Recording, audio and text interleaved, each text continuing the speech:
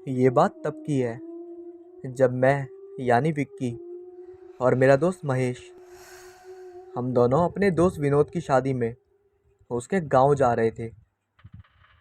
विनोद हम दोनों का कॉलेज फ्रेंड था और जहाँ उसका गांव था वहाँ ना तो मैं कभी गया था और ना ही महेश। फिर भी मैंने और महेश ने सोच लिया था कि अपने दोस्त विनोद की शादी में ज़रूर जाना है। इसलिए हमने विनोद से फ़ोन में ही उसके गांव का पूरा एड्रेस ले लिया था। उसका गांव गढ़वाल के पहाड़ों में था, इसलिए हम बस में ही जा रहे थे। और विनोद के बताए अनुसार बस ने जब हमें पहाड़ों के उस एक छोटे से गांव में उतारा, वहाँ पर एक छोटा सा बस स्टॉप था। वहीं पर उसने हमें उतार दिया था, जहाँ से विनोद के गांव जाने के लिए हमें गांव दूसरी गाड़ी करनी पड़ती है। पर हमें बस ने जब वहाँ उतारा तब तक काफ़ी अंधेरा हो गया था।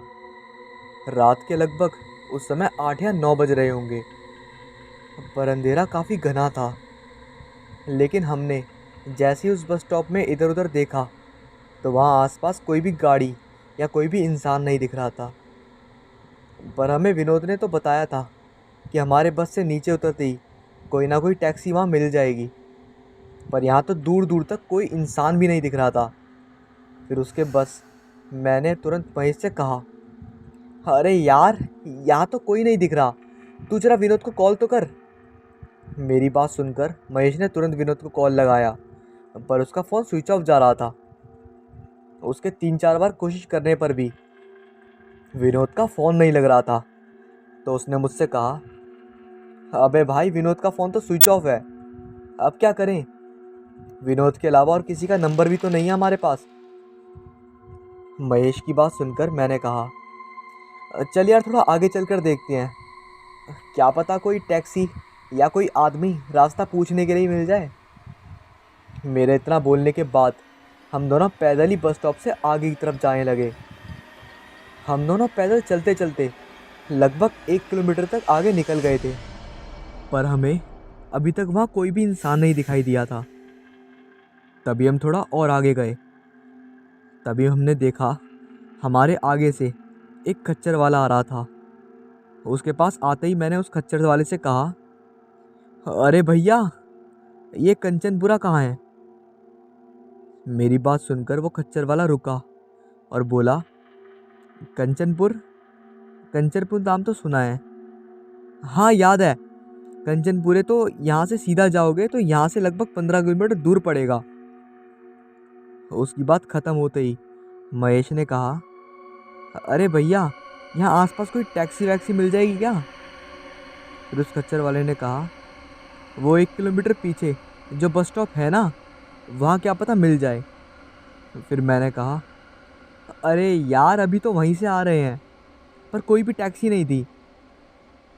मेरी बात सुनकर फिर उस खच्चर वाले ने कहा, फिर तो भैया आपको सुबह ही टैक्सी मिलेगी। उस खच्चर वाले की बात सुनकर फिर मैंने कहा, यार, फिर कोई दूसरा तरीका नहीं होगा क्या वहाँ तक जाने का? फिर उस खच्चर वाले ने कहा, नहीं भैया।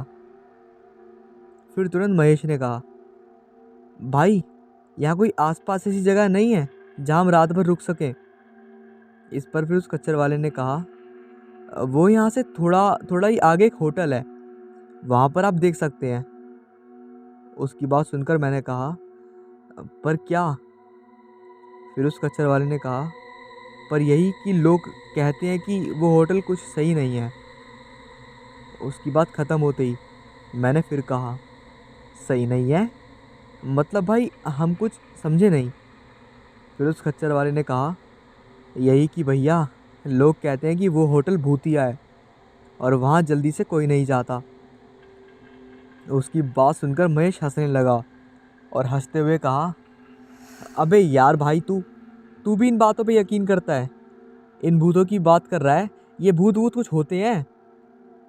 और विक्की, कहा था ना कि गांव में कोई ना कोई भूतों की बात जरूर करेगा। महेश की बात सुनकर उस खच्चर वाले ने कहा, अरे भैया, मेरा काम था आपको बताना, तो मैंने बता दिया। हाँ, ये दूसरी बात है, आपको इस बात पर विश्वास नहीं है। फिर मैंने कहा, अरे भैया, इसका मतलब ये नहीं है कि मैं आपका मजाक उड़ा रहा हूँ। वैसे आपने कहाँ बताया था होटल? फिर उस खच्चर वाले ने कहा, वो यहाँ से सीधा जाओगे ना तो थोड़ा ही आगे आपको होटल दिख जाएगा। फिर उसके बाद उस खच्चर वाले के बताए अनुसार मैं और महेश हम दोनों उस होटल के लिए चले गए। फिर उसके बाद हम थोड़ा ही आगे गए थे कि तभी हमें वो होटल भी मिल गया जिसके बारे में खच्चर वाले ने बताया था।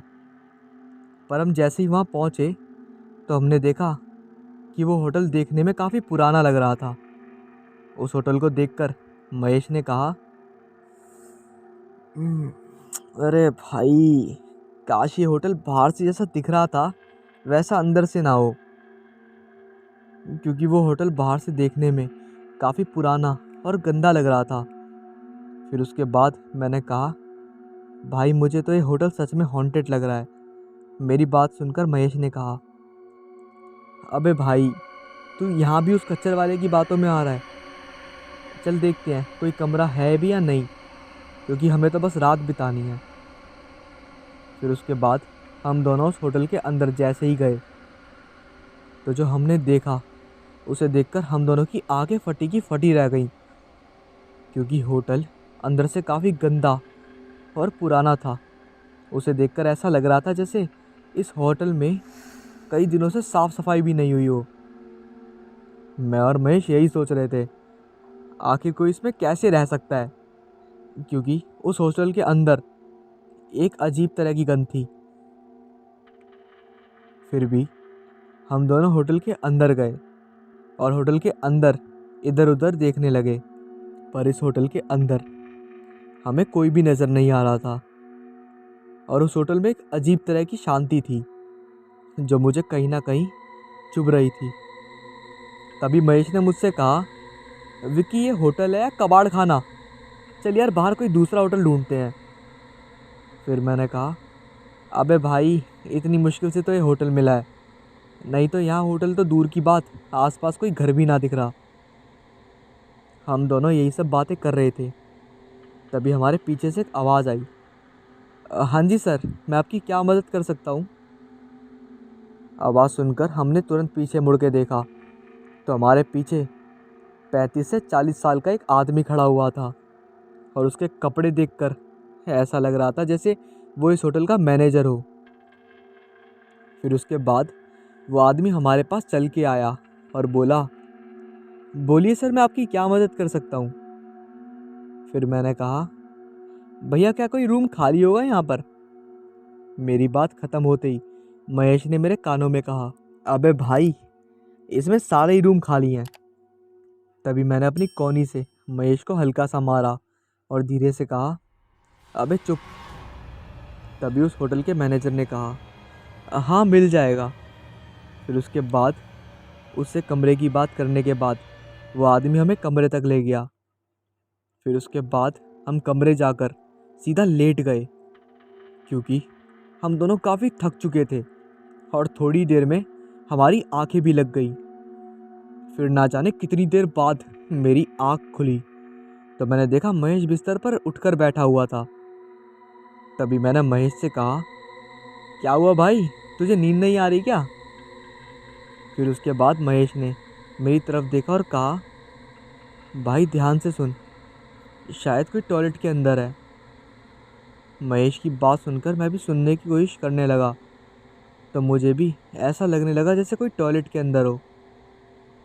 मुझे ऐसा इसलिए लग रहा था क्योंकि टॉयलेट के अंदर से किसी के गुनगुनाने की आवाज़ आ रही थी। आवाज़ सुनकर मैं और महेश हम दोनों उठकर अपने बिस्तर पर ही बैठ गए थे। तभी ऐसा लगा जैसे किसी ने बाथरूम का दरवाज़ा अंदर से हल्का सा खोला, और मैं, महेश, हम दोनों अपनी नज़र दरवाजे पर गड़ाए बिस्तर पर ही बैठे थे। पर तभी जब बाथरूम का दरवाज़ा खुला तो मेरी आंखें फटी की फटी रह गईं और मेरे दिल की धड़कन अपनी दोगुनी रफ्तार में चलने लगी, जैसे मेरा दिल अभी छाती फाड़ के बाहर ही आ जाएगा। क्योंकि मैंने देखा बाथरूम के अंदर से महेश अपना मुंह पोंछते हुए बाहर निकला, और जैसे ही उसने अपने मुंह से टॉवल हटाया तो उसकी भी आंखें फटी की फटी रह गई, क्योंकि उसने देखा मेरे बगल में भी एक महेश बैठा हुआ था, और जो महेश मेरे बगल में बैठा था उसकी भी हालत ख़राब हो रही थी। पर उन दोनों से ज़्यादा हालत तो मेरी ख़राब थी, क्योंकि मुझे समझ में नहीं आ रहा था कि इन दोनों में से असली महेश कौन सा है। तभी बाथरूम के दरवाजे के पास खड़े महेश ने कहा, अबे विक्की जल्दी उठ वहाँ से, वो पता नहीं कौन है। उसकी बात ख़त्म होती उससे पहले जो मेरे मेरे बगल में महेश बैठा हुआ था उसने कहा, नहीं विक्की, वो पता नहीं कौन है, मैं तो कब से तेरे साथ हूँ। फिर उस दूसरे महेश ने कहा, जो बाथरूम के दरवाजे के पास खड़ा हुआ था, यार भाई तू जब सो रहा था मैं तभी टॉयलेट गया था, पर जब वहाँ से वापस आया तो पता नहीं ये कहाँ से तेरे बगल में आकर बैठ गया। मैं इन दोनों की बात बड़े ध्यान से सुन रहा था, पर मैं ये खुद समझ नहीं पा रहा था कि इन दोनों में से असली महेश कौन है। तभी मुझे याद आया कि महेश के सीधे हाथ में एक निशान है, इसलिए मैंने कहा, तुम दोनों में से जो भी असली महेश है वो अपने सीधे हाथ की बाजू ऊपर करके दिखाओ। फिर उसके बाद जो महेश बाथरूम के दरवाजे के पास खड़ा हुआ था उसने तुरंत अपने सीधे हाथ की बाजू ऊपर करी और कहा, देख भाई। मैंने जैसे ही उसके हाथ की तरफ देखा तो उसके हाथ पे वो निशान था जिसके बारे में मैं सोच रहा था। पर तभी जो मेरे बगल में महेश बैठा हुआ था उस महेश ने भी तुरंत अपने सीधे हाथ की बाजू ऊपर करी और कहा, भाई ये देख, तू यही निशान देखना चाहता है ना। मैंने जैसे ही अपने बगल वाले महेश के हाथ की तरफ देखा तो मेरा दिमाग पूरा ख़राब हो गया था, क्योंकि उन दोनों महेश के हाथ में बिल्कुल वैसा ही निशान था जिस निशान के बारे में मैं अब तक सोच रहा था। और साथ ही मुझे ये भी समझ में नहीं आ रहा था कि मैं अब क्या करूं, और मैं इन दोनों में से किस पर विश्वास करूं और किस पर ना करूं। और मैं वहाँ से भाग भी तो नहीं सकता, क्योंकि इन दोनों में से एक मेरा दोस्त महेश था। पर ये समझ में नहीं आ रहा था कि महेश असली कौन है। और साथ ही मैं ये भी सोच रहा था कि आखिर ये हो क्या रहा है। लेकिन तभी अचानक एक और महेश वहाँ से आ गया। मैं वहाँ बैठे बैठे यही सब सोच रहा था, तभी जो महेश बाथरूम के दरवाजे के पास खड़ा था उसने मुझसे कहा, अबे विक्की ज़्यादा सोच मत और उठ जल्दी वहाँ से, क्योंकि यहाँ आते समय उस कच्चर वाले ने भी हमें बताया था कि ये होटल भूतिया है। पर हम दोनों ने उसकी बात नहीं मानी और यहाँ आकर उस मुसीबत में फंस गए।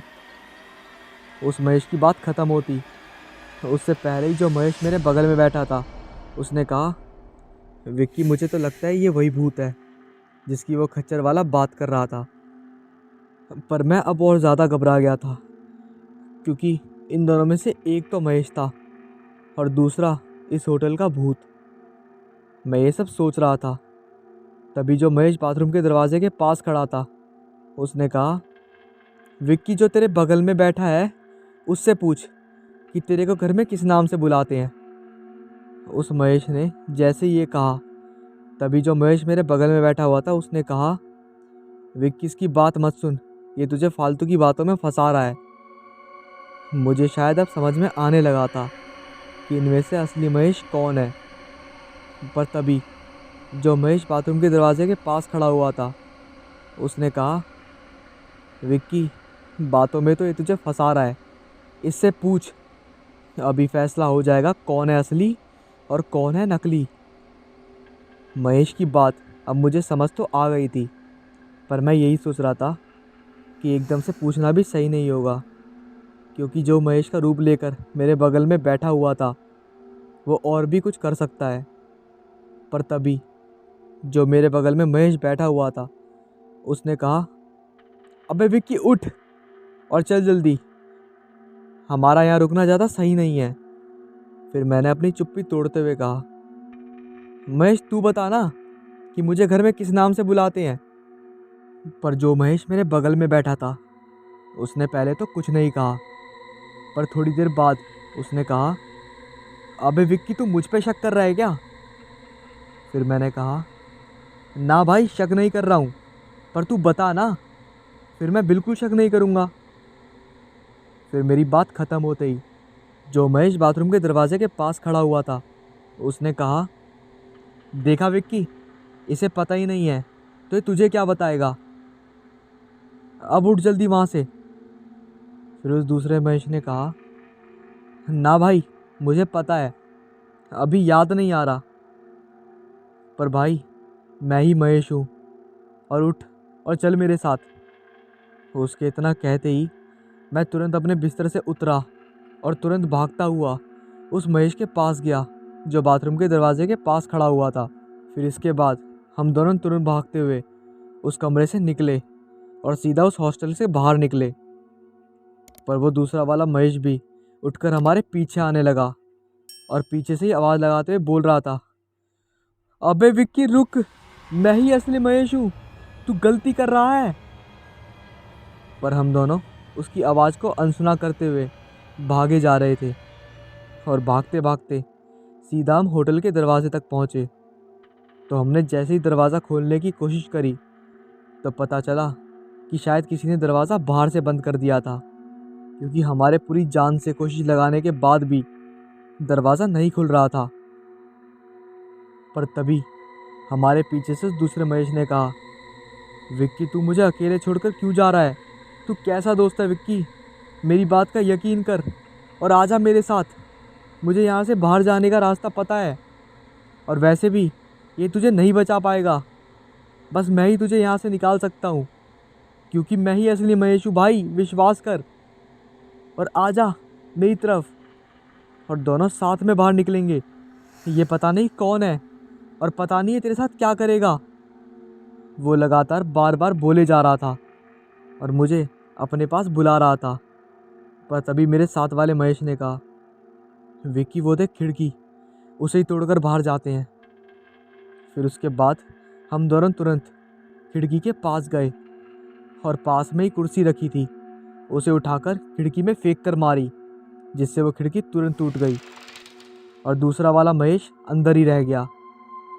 फिर उसके बाद मैं और महेश हम दोनों पैदल ही विनोद के घर की तरफ गए। और जब हम वहाँ पहुँचे तो हमने सारी बात विनोद और उसके घर वालों को बताई।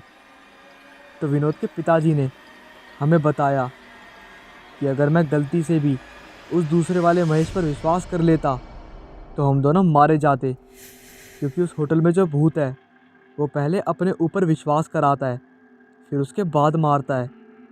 और आज उस घटना को पूरे 1 साल हो गए हैं, और मैं आज भी यही सोचकर डरता हूँ कि मैं कहीं उस दिन गलती से भी उस पर विश्वास कर लेता तो फिर क्या होता।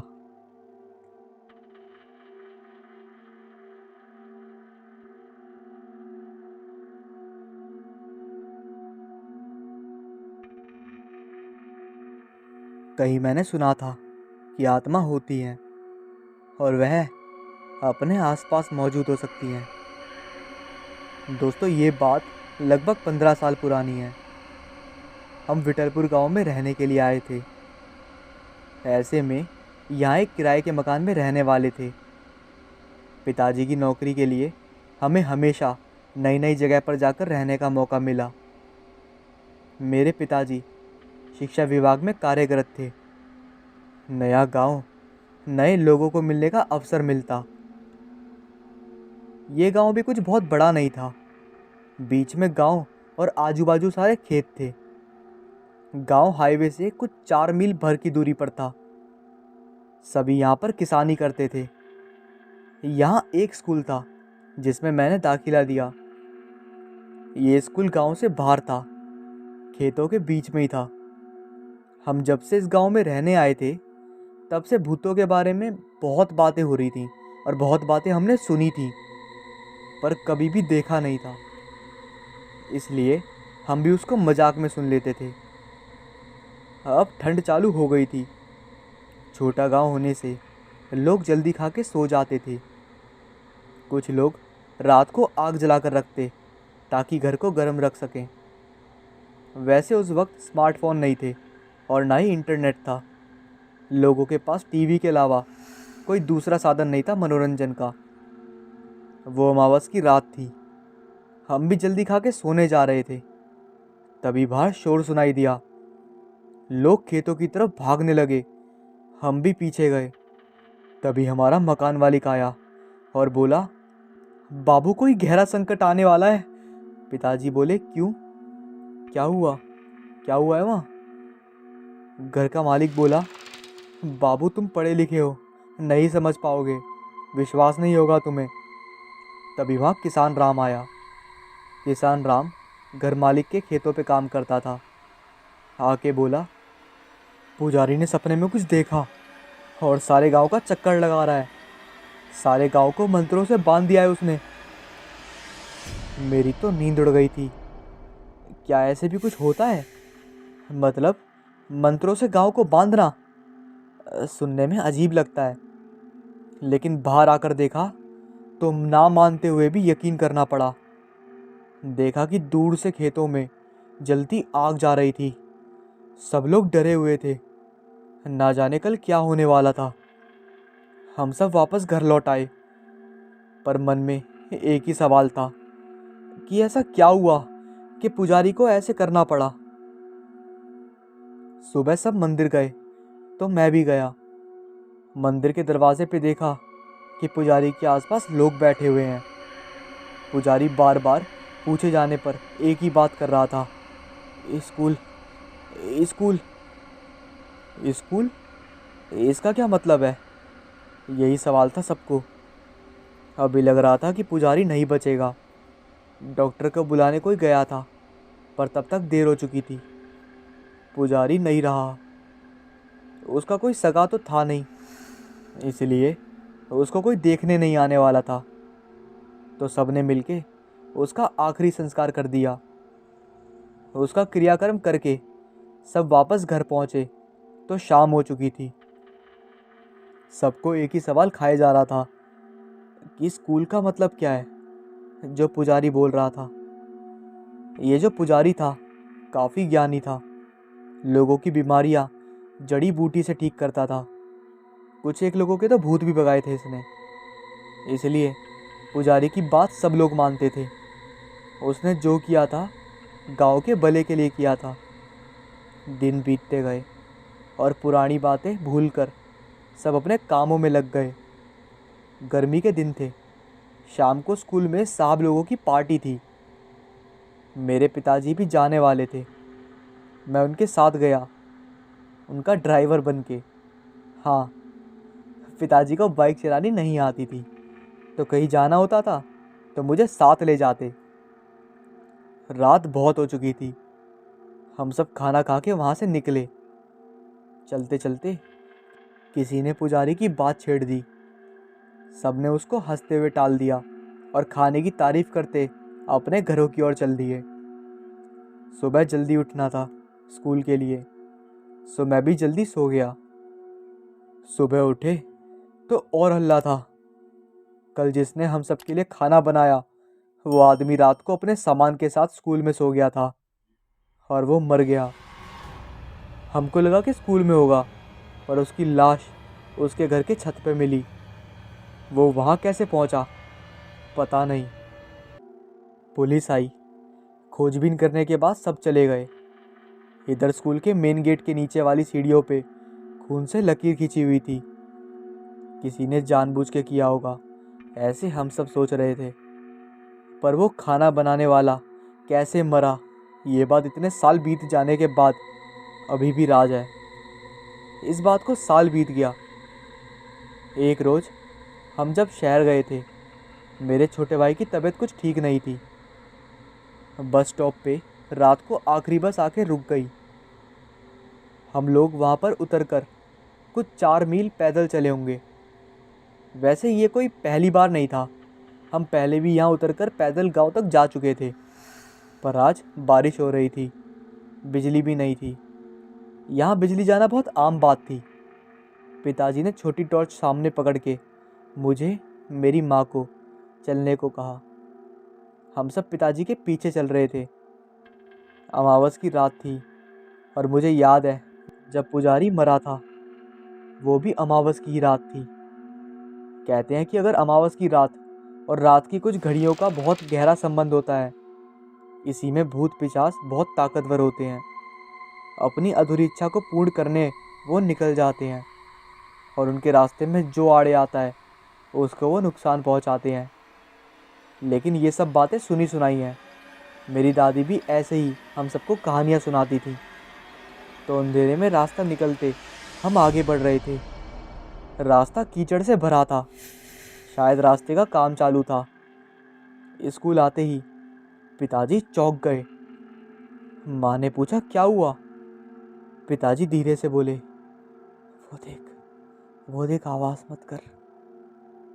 देखा कि एक सफेद कपड़े में लिपटी हुई किसी की रूह थी। वो जमीन के ऊपर जैसे तैर रहा था। वो पैर नहीं दिख रहे थे। जैसे ही वो हमारे पास आया, उसको देखते ही मेरे होश उड़ गए।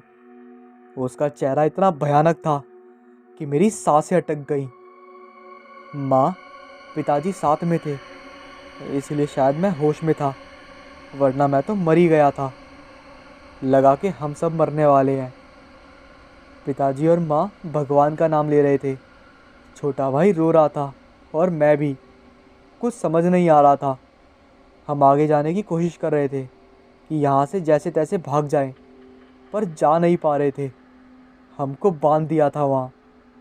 हम सब चीख रहे थे, पर उस अंधेरे में हमारी सुनने वाला कोई नहीं था। आगे जैसे मौत दिखाई दे रही थी। थोड़ी देर में हमारी चीख भी निकलना बंद हो गई। अचानक सब शांत हो गया था और बिजली आ गई। रास्ते की बत्तियां जल चुकी थी। हम सबकी जान में जान आई। शायद भगवान ने हमारी सुन ली थी। वैसे ही वो आत्मा स्कूल की तरफ चली गई। हमने भगवान का शुक्रिया किया और वहाँ से गांव की तरफ चल दिए। गांव में पहुँचते ही सारी हकीकत घर मालक को बताई। लोग भी जमा हुए थे। शायद हमारी मौत नहीं आई थी, इसलिए हम सब बच गए थे। भूतों के बारे में अगर कोई बताए तो सब उस पर हंसते हैं, यकीन कोई नहीं करता। वैसे ही हाल आज हमारा था। हम सबको सब कुछ सही बता रहे थे तो कोई हंस रहा था और कोई हम सबको डरपोक कह के मन ही मन मुस्कुरा रहा था। लेकिन जो हमारे साथ हुआ ये हम ही जानते हैं। अगले ही साल मेरे पिताजी का वहाँ से तबादला हुआ, पास के शहर में। हम सब ने सामान बांधना चालू किया। मेरे सारे पुराने दोस्त मुझे अलविदा कह रहे थे। रोते हुए मैंने सबको अलविदा कहा और सामान से भरी गाड़ी वहाँ से निकली। हम सब ने उस स्कूल को आखिरी बार गाड़ी से ही देखा और उस जगह को भी जहाँ हमारे साथ वो घटना हुई थी। हम सब ने अपनी आंखों से मौत को करीब से देखा था। वो रात हम जब भी याद करते हैं तो रोंगटे खड़े हो जाते हैं।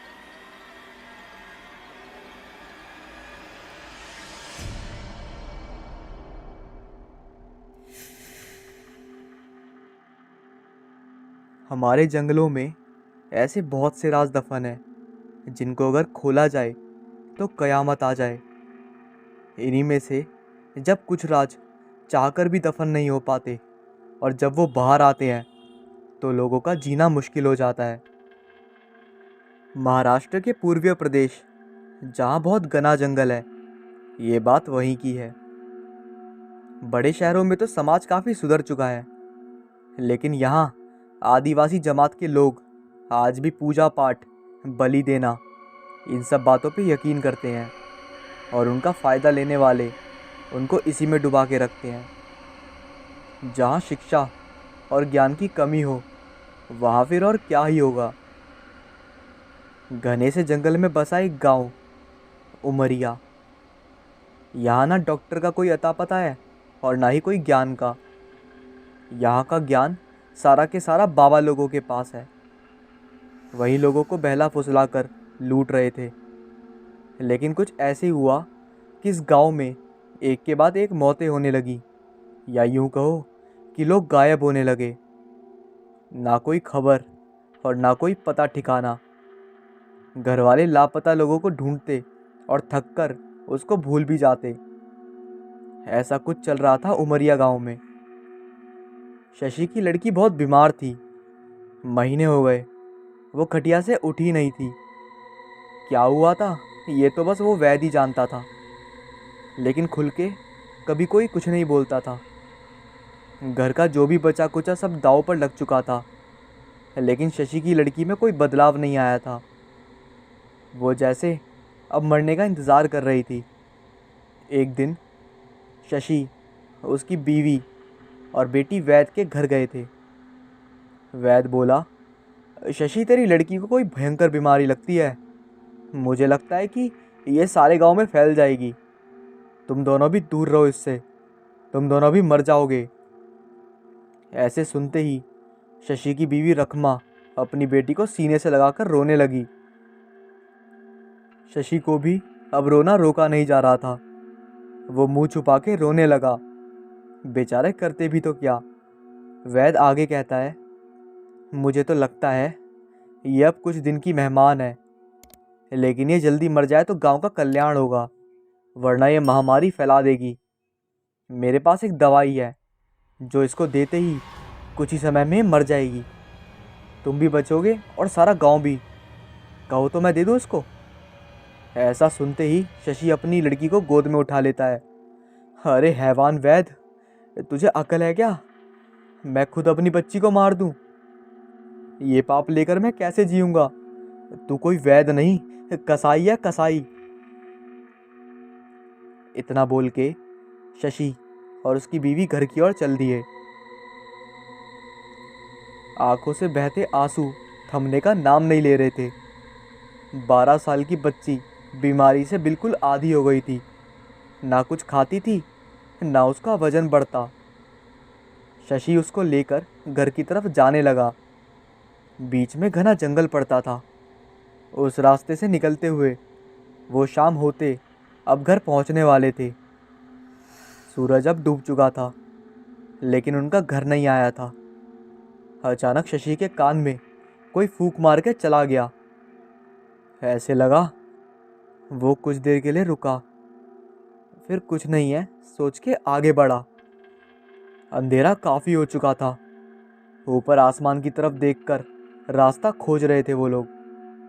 तभी एक अजीब सी आवाज़ आई, लेकिन वो सिर्फ शशि को सुनाई दी।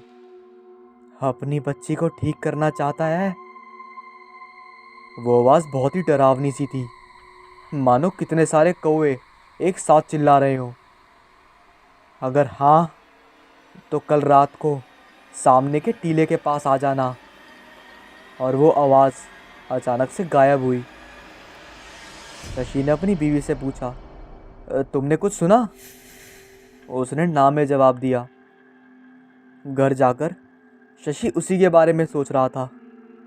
क्या ये सच था या कोई मेरा वहम था? लेकिन अगर ये सच हुआ तो? यही सोच में वो डूब चुका था। सुबह हुई, लेकिन शशि को तो रात का इंतज़ार था। वो यहाँ वहाँ घूम रहा था। उसके मुंह से शाम का निवाला भी नहीं उतर रहा था। उसको अपनी लड़की की तबीयत ठीक करनी थी। वो थैला उठा के जंगल की तरफ चलने लगा। उसको पता था कि ये जंगल श्रापित है, यहाँ नरभक्षी पिशाचनी का ठिकाना है। लेकिन अपनी लड़की की तबीयत के सामने उसको कुछ भी दिखाई नहीं दे रहा था। उसकी बीवी ने उसको रोकते हुए बोला, इतनी रात को कहाँ जा रहे हो?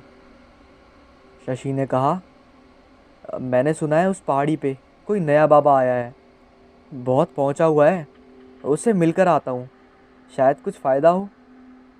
और वो सीधे अंधेरी की तरफ चलने लगा और सामने से जंगल में कहीं वो गुम हो गया। वो सीधा कल वाली जगह तलाशने लगा।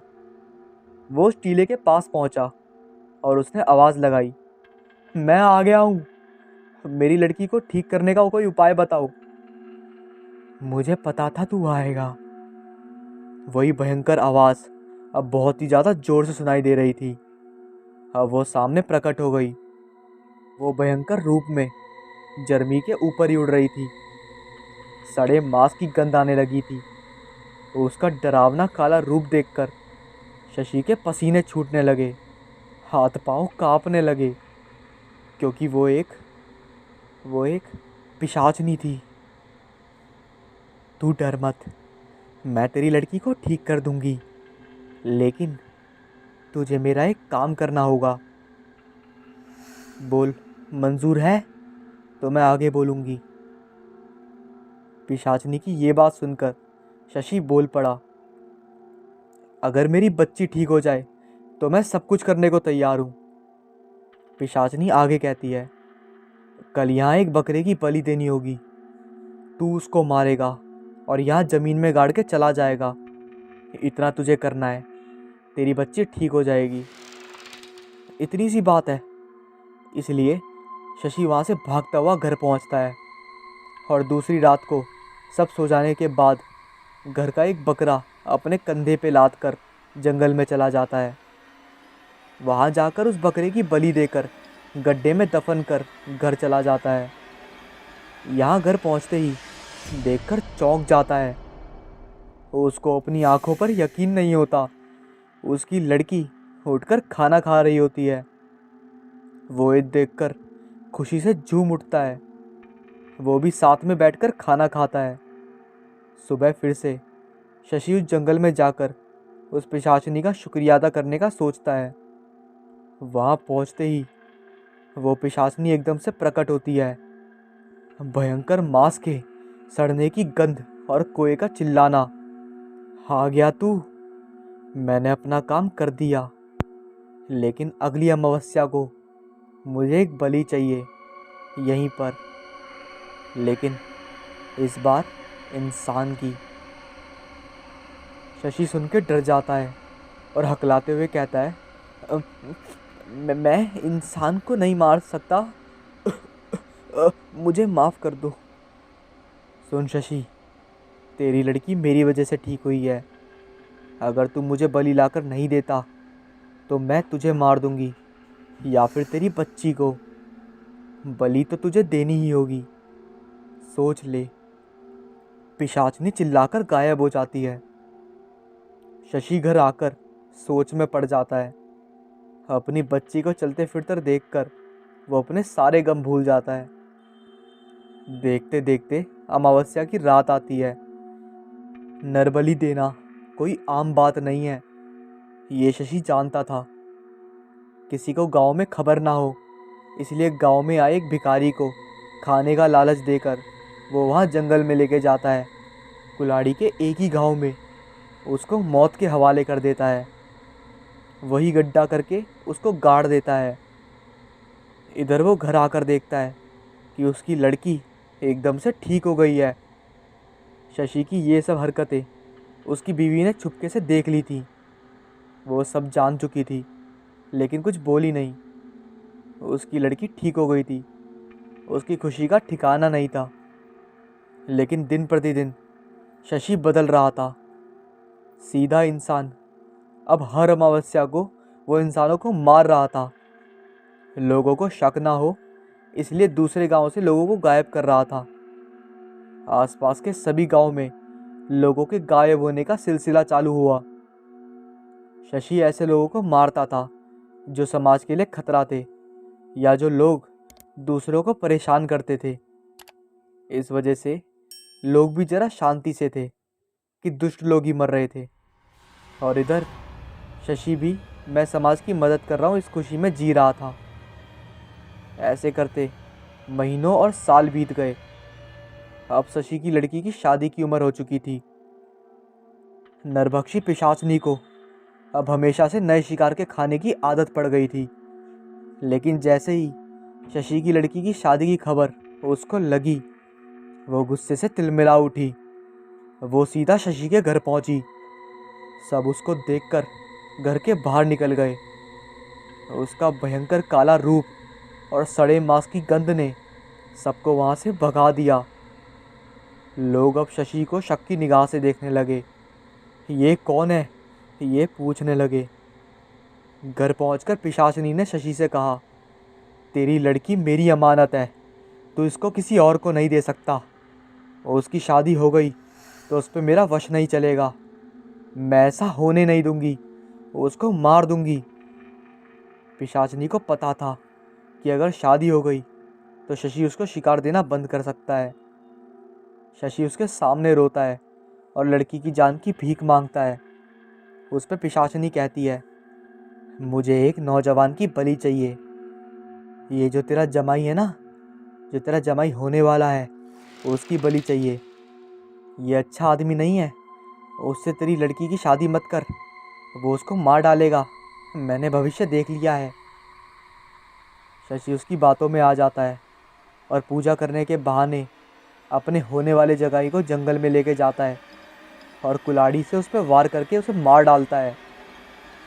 उसको मारते हुए उस लड़के का बाप देख लेता है। इतने में वो नरभक्षी पिशाचिनी वहाँ आ जाती है। शशि, आज तक तूने सभी बुरे लोगों को मारा था, लेकिन सबसे पहली बलि वो भिखारी की जो बेगुनाह था, और ये तेरा जमाई, वो भी बेगुनाह था। लड़की के प्यार में तू अंधा था और अब तू पाप कर पापी बन गया है। अब तू शैतान बन गया है।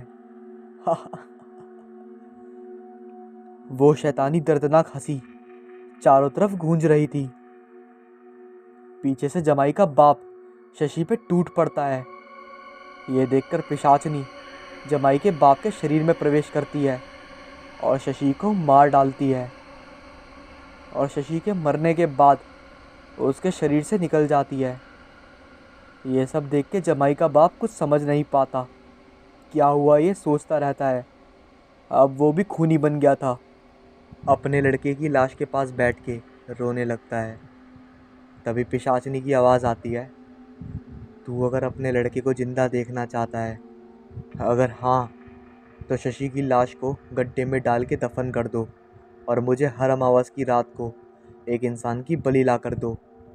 अगर मंजूर है तो बोलो। लड़के का बाप मजबूर हो जाता है। सामने लड़के को मरा देखकर पिशाचनी को हाँ कहता है। उसके हाँ कहते ही लड़का जिंदा हो जाता है।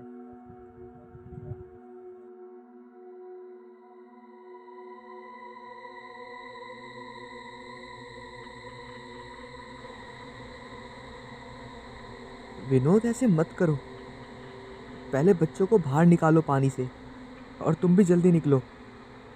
सर्दी हो जाएगी तो मुझे मत बोलना। फिर रहना नाक को रुमाल बांध कर। सीमा साथ में सबके लिए तौलिया लेकर आई। विनोद का कंस्ट्रक्शन का बिजनेस था और सीमा उसकी बीवी। बड़ा ही सुखी जीवन बिता रहे थे दोनों। उनके जीवन में इतनी खुशियाँ नहीं थी जब तक ये दोनों बच्चे नहीं थे। देर से सही, लेकिन सीमा की गोद भर गई। एक लड़का और एक लड़की, दोनों बहुत प्यार से रखते थे अपने बच्चों को। लेकिन छोटी लड़की रिंकू सबकी बहुत चहीती थी। अपने पापा की जान थी वो, और अपने दादा दादी की भी। सारा परिवार मिलजुल कर रहता था। विनोद और बच्चों का नहाना हो गया था। सब खाने के टेबल पर आ गए थे। खाना हुआ और सब अपने रूम में चले गए। विनोद बाहर ही बैठा था। तभी उसके पिताजी वहाँ आए। क्या बात है विनोद, क्या सोच रहा है? पिताजी ने उसके कंधे पे हाथ रखा और बगल में आकर बैठ गए। कुछ नहीं पिताजी, अपना वो नदी का जो पुल बन रहा है ना, उस प्रोजेक्ट के लिए मुझे शायद वहाँ जाकर रहना होगा। यहाँ से आना जाना तो मुश्किल होगा। वैसे काम रात दिन का है, तो आजकल सामानों की चोरी भी बहुत हो रही है। मैं वहाँ रहूँगा तो सब पे नज़र रहेगी। विनोद ज़रा चिंता में बोल रहा था। तो क्या हुआ? आखिर काम है तो करना ही है ना। कब जा रहे हो वैसे? पिताजी ने उसको सहारा देते हुए बोला, तुम यहाँ का टेंशन मत लो। यहाँ तुम्हारे लोग हैं और मैं भी तो हूँ। मैं भी ऑफिस में जाकर बैठा करूँगा। पिताजी, मैं बच्चों को यहीं रख कर जाऊँगा। वहाँ कैसा इंतज़ाम होगा मुझे नहीं पता। आपको अकेला छोड़कर जाने का मन नहीं कर रहा है मेरा। विनोद जरा दुखी होकर बोल रहा था। तुम जाओ और काम में ध्यान दो, यहाँ बच्चों के बारे में मत सोचो। पिताजी उसको पीठ पर थपथपाते हुए बोले। जाने का दिन आया। सीमा और विनोद, उन दोनों को लेने एक गाड़ी आई। साथ में मैनेजर था, उसका नाम रघु था। रघु एक ड्राइवर के साथ आया था। सबने मिलकर नाश्ता किया और सामान गाड़ी में डालकर चले गए। ये कंस्ट्रक्शन साइट घर से काफ़ी दूर थी। कुछ 2 घंटे का लंबा रास्ता था। रास्ते में हरी भरी झाड़ियाँ, खेत और कभी जंगल।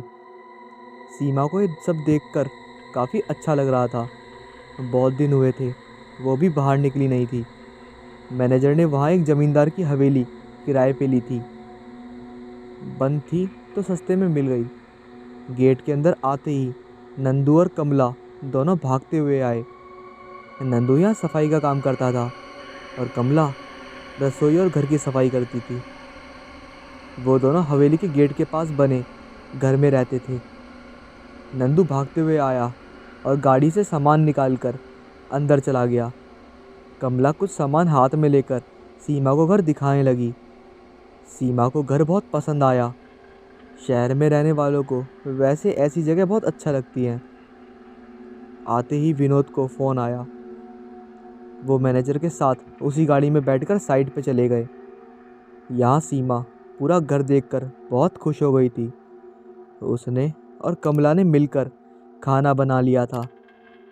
अब वो शाम को विनोद का इंतज़ार कर रही थी। विनोद आने के बाद पहले नहाने चला गया और बाद में खाना खा के बरामदे में नंदू और कमला के साथ आग जलाकर बातें करने लगा। काफ़ी देर बाद सब सोने चले गए। सीमा और कमला की बहुत अच्छे से बनने लगी। नंदू को जैसे बड़ी बहन मिल गई। वो भी दीदी दीदी करके बुलाने लगा था। ऐसे कुछ 8 दिन बीत गए। सीमा ने घर में एक तहखाना ढूंढ लिया। कमला को पूछा तो उसको इस बारे में कुछ नहीं पता था।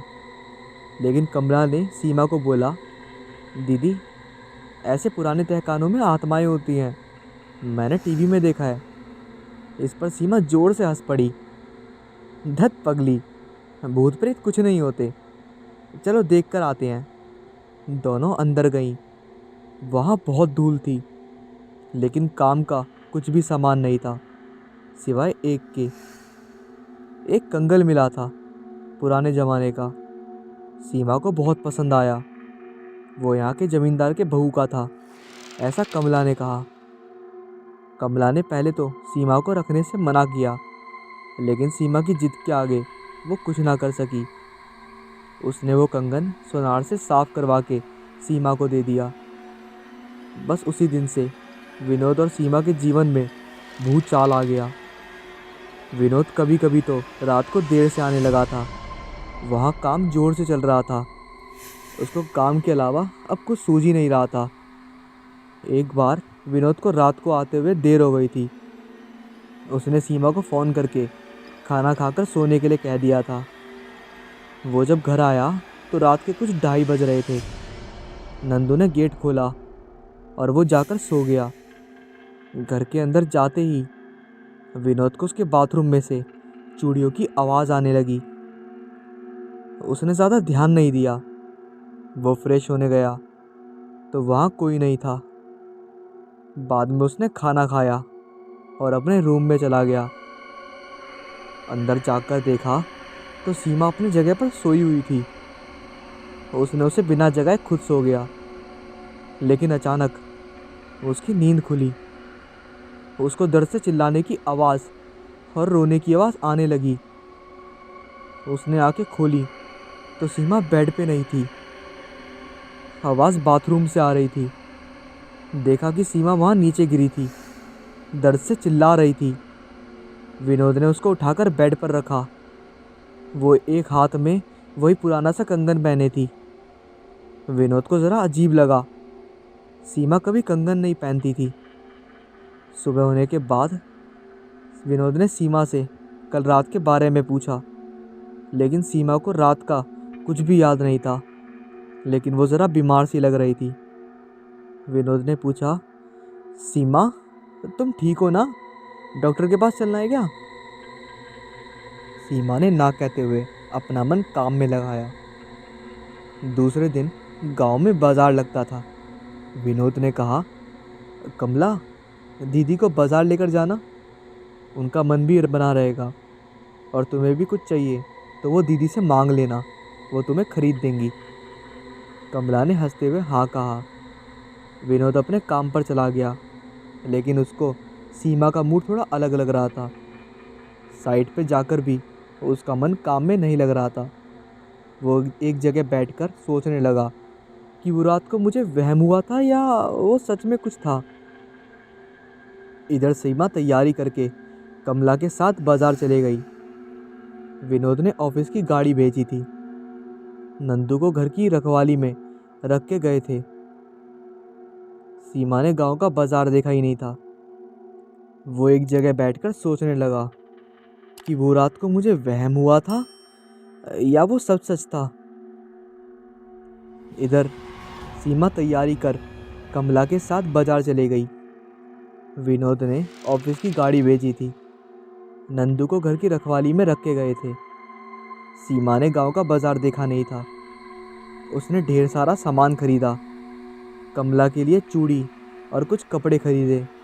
दोनों ने मिलकर बनी हुई मूंगफली हाथ में ली और अपनी गाड़ी के लिए इंतज़ार करने लगे। तभी कमला को कुछ याद आया। दीदी, मैं वो अभी आती हूँ। हमने धनिया तो लिया ही नहीं। उसके बिना खाने में तो मज़ा ही नहीं आएगा ना दीदी। मैं लेकर आती हूँ। और हाँ, आप कहीं मत जाना, मैं अभी आ रही हूँ, यहीं पर रहना। कमला जैसी धनिया लेकर वापस आई, देखा कि बहुत भीड़ लगी है। हल्ला हो रहा था। कुछ औरतें जमा होकर ज़ोर ज़ोर से चिल्ला रही थी, कैसी डायन है ये, मेरी बच्ची चुरा ली, मारो इसको। कमला को सीमा कहीं दिखी नहीं तो वो पास में जाकर देखने लगी। उस औरत के बाल खुले हुए थे, धूल मिट्टी से कपड़े गंदे हुए थे। जब चेहरा सामने आया तो, हे भगवान, दीदी आप, अरे मत मारो इनको, ये हमारी दीदी हैं, बहुत बड़े घर की हैं, दूर हो जाओ। दीदी, ओ दीदी, क्या हुआ? ये सब आपको मार क्यों रहे हैं? अरे ऐसी औरत को तो मारना ही चाहिए, मेरी लड़की को अपनी कहकर उठा के भाग रही थी। एक औरत गुस्से से बोल रही थी। सीमा अपने मुंह में कुछ बोल रही थी। मेरी बच्ची मुझे दे दो, दे दो। कमला के पल्ले में कुछ नहीं पड़ा। उनकी गाड़ी आई और वो दोनों वहाँ से घर वापस आए। कमला ने ये बात किसी को नहीं बताई। शाम होते हुए सीमा को बहुत बुखार हुआ, लेकिन वो घर में रुकी नहीं। नंदू ने डॉक्टर बुलाकर लाया था। उसने दवाई दी और चला गया। विनोदा जल्दी आया, साथ में खाना भी खाया। सीमा बिल्कुल ठीक नहीं थी। लेकिन रात को आज भी जब विनोद को दर्द भरी चीखें और चूड़ियों की आवाज़ सुनाई दी तो उसने मुड़ के देखा। आज भी सीमा बेड पर नहीं थी, सीमा बाथरूम में थी।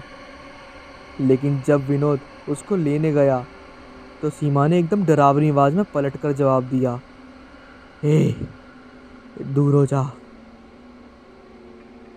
अगर मेरी बच्ची को हाथ लगाया तो तेरा खून भी जाऊंगी। उसका ऐसा रूप देख के विनोद तो एकदम से डर गया। उसको अपनी आंखों पर विश्वास नहीं हो रहा था।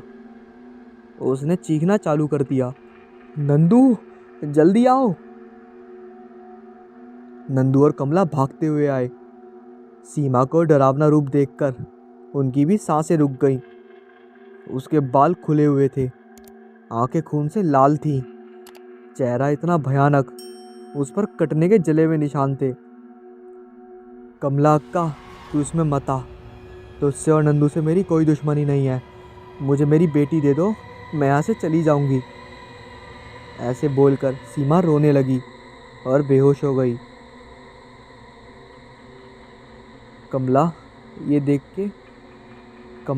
के एकदम से सन्न हो गई। वो बाहर भागी। नंदू और विनोद भी साथ में भागे और दरवाज़ा बंद कर दिया। ये सब क्या है कमला, मुझे कुछ बताओगी? तुम्हें वो अक्का क्यों बोली? विनोद ने ज़रा गुस्से से पूछा। वो वापस आ गई साहब, वो वापस आ गई अपना पुराना बदला लेने। मैं बोलूं कि मुझे अक्का कोई दूसरा नहीं बोल सकता, एक ही थी, वही थी। वो आ गई साहब, अपनी लड़की की मौत का बदला लेने आ गई। वो अब किसी को नहीं छोड़ेगी। कल बाज़ार में भी दीदी कह रही थी कि मेरी बच्ची मुझे दे दो। ऐसा कहकर कमला रोने लगी। नंदू कमला के पास जाकर बैठ जाता है। विनोद, विनोद तो पूरा पागल हो चुका था। कमला क्या बोल रही थी कुछ समझ नहीं आ रहा था। कमला ने बताना चालू किया, साहब ये जो हवेली है ना, वो ज़मींदार बड़ा ही निर्दयी था। उसने अपनी बहू और बेटी को अपने हाथों से मार डाला। हम दोनों गवाह हैं साहब, लेकिन गरीब की कौन सुनता है। डर और गरीबी के कारण हमने अपना मुंह बंद रखा। विनोद थोड़ा शांत हो रहा था। कमला आगे बता रही थी, उस ज़मींदार का एक लड़का था, रौनक नाम का। साहब नाम जैसा उसका स्वभाव था, अपने पिता से और माँ से अलग। जहाँ माँ बाप गरीबों को दूर करते, रौनक सबके साथ उठता बैठता। उसका ये स्वभाव घर वालों को बिल्कुल भाता नहीं था। रौनक को शांति पसंद थी। जो एक मजदूर की लड़की थी, वो शादी करना चाहता था। घर वालों के खिलाफ जाकर उसने शांति से शादी कर ली, लेकिन उसके घर वालों ने लोगों के सामने तो ये सह लिया, लेकिन उस बेचारी पर बहुत जुल्म किए साहब। विनोद ने बीच में कहा, लेकिन इसमें मेरी सीमा की क्या गलती, उसके साथ ये सब। विनोद बड़ा हैरान था। कमला आगे बताती है, हाँ साहब, इसमें सीमा दीदी की कोई गलती नहीं है, लेकिन जब वो शांति की आत्मा वापस आ गई साहब, अपना बदला पूरा करने, उस शांति को एक लड़की हुई। बेचारी सारी तकलीफ़ें सहती, लेकिन कभी घर की बात बाहर जाने नहीं दी। रौनक को भी ये सब पता था। उसने अपने माँ बाप को समझाने की बहुत कोशिश की, लेकिन कोई फ़ायदा नहीं हुआ। और एक दिन हाथापाई में शांति की लड़की बहुत जख्मी हुई।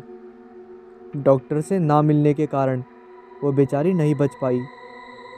साहब, बच्चे बच्चे का दर्द क्या होता है, हमसे पूछो साहब। हमको बच्चा नहीं है, आप नहीं समझोगे। इतना बोलकर कमरा रोने लगी। खुद को संभाल कर वो आगे बोली, अपना बच्चा सामने दम तोड़ दे तो कैसा लगता है साहब। शांति पागल सी हो गई, लेकिन उस ज़मींदार ने बच्ची की लाश को आपका जहाँ बाथरूम है वहाँ ज़मीन में गाड़ दिया। शांति ये सब सह नहीं पाई और बेचारी तड़प कर मर गई। कहते हैं ना साहब, जो तड़प के मरता है उनकी रूह भटकती रहती है। रौनक ये सबसे अभी भी बाहर नहीं आ पाया। वो पागल हो चुका है। उसको एक खाली में बंद कर रखा है। वो ज़मींदार बहुत निर्दयी है साहब, बहुत निर्दयी।